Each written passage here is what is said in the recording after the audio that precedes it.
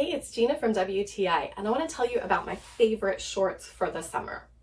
I've had this pair of black shorts from Willit for 2 summers in a row, and they continue to be my absolute favorite. I don't generally buy shorts that have elastic around the waistband, but these ones are so comfortable and they don't make me feel like an old lady at all. These are great for hiking. You can wear them over a swimsuit, gardening, walking, any kind of summertime activity.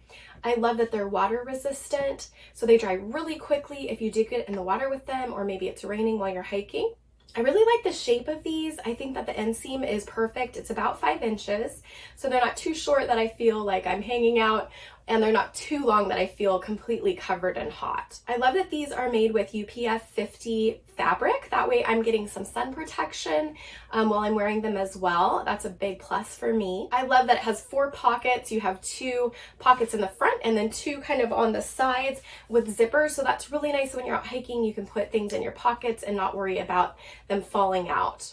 I appreciate that the seams are double stitched, and even though I've been using these again for 2 summers, none of the seams have come apart, and I know that they're going to last me for many summers to come. I got the size medium, and I generally wear between a size 2 and 6 in jeans, just depending on the brand.